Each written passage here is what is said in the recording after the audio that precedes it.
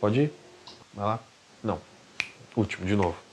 Você sabe o que está acontecendo na Venezuela? Desde 1999, a Venezuela é governada pelo mesmo grupo político, cujo maior líder foi o famoso Hugo Chávez, que assumiu o poder quando foi eleito pela primeira vez em 1999 e governou a Venezuela até sua morte em 2013, quando Nicolás Maduro, seu herdeiro político, assumiu o poder. Em 2016, o desemprego na Venezuela atingia mais de 25% da sua população. Os níveis de inflação passavam dos 800% e o PIB da Venezuela chegou a ter uma retração impressionante de 19%. Esse caos econômico trouxe junto consigo um impressionante caos social, uma enorme crise de abastecimento de alimentos e de remédios que conseguiu transformar Caracas na segunda cidade mais perigosa do mundo. E o que é que o regime criado por Hugo Chávez e hoje mantido por Nicolás Maduro tem a ver com o atual estado de coisas? Nas últimas eleições parlamentares realizadas em 2015, a oposição ao socialismo bolivariano de Chávez e Maduro conquistou impressionantes 2/3 das cadeiras do parlamento da Venezuela.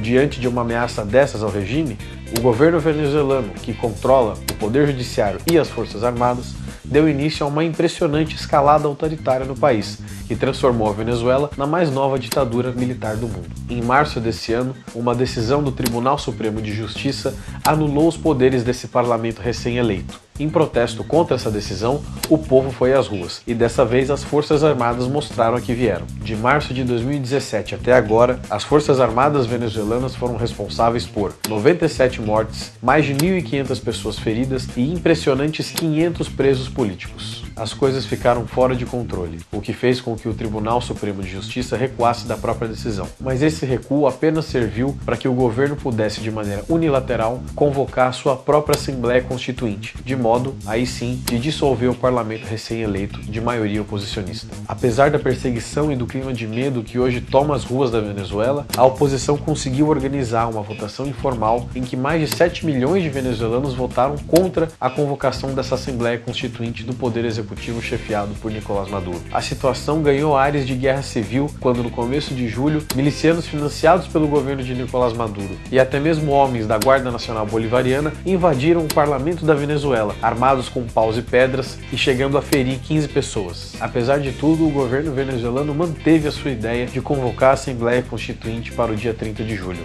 A verdade é que a Venezuela passa por uma grande tragédia humanitária. Tragédia essa que já foi denunciada por muita gente. O Alto Comissário da ONU para Direitos Humanos se colocou contra a convocação da Assembleia Constituinte, assim como importantes ONGs de defesa dos direitos humanos como a Human Rights Watch. Diante do sofrimento do povo da Venezuela, pra gente que é brasileiro é muito difícil lembrar que o nosso governo teve um papel fundamental nos últimos anos para construir e para sustentar aquilo que hoje talvez seja uma das ditaduras mais sanguinárias que o mundo já viu. Afinal de contas, o regime de Chávez e Maduro, historicamente, sempre pôde contar com o apoio financeiro e político de importantes agremiações políticas do nosso país: o PT, o PSOL, o PCdoB, o PDT e a Odebrecht. O ex-presidente Lula chegou a dizer, inclusive num discurso oficial, que o que havia na Venezuela, na verdade, era excesso de democracia. Felizmente, o atual governo brasileiro já não oferece mais esse apoio político à Venezuela, mas ainda há muito que nós, enquanto Estado e como povo, podemos fazer. O Brasil, que assumiu recentemente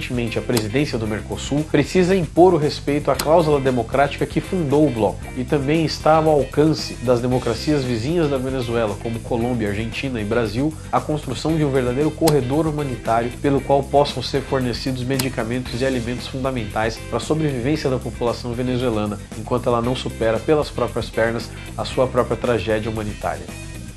Que transformou a Venezuela na mais nova... Não vai ficar agora. Mas puta, vamos mais uma vez, que estava em protesto contra essa decisão, o povo foi às ruas. Tão fácil de falar, hein? Apesar do clima de medo. Não, aí fica ruim porque parece que de convocar a Assembleia Constituinte para os 30. É que é ruim falar a próxima segunda-feira, que vai que não sai antes, né? Apesar de tudo, e por várias democracias do Ocidente. Céu, velho. Pra gente que é brasileiro, é foda. Não, não é que é foda, não posso falar que é foda. Né? Ia soltar, acho que é brasileiro. Pois é. Agora eu vou. Agora, vamos lá, vai. Pode ir?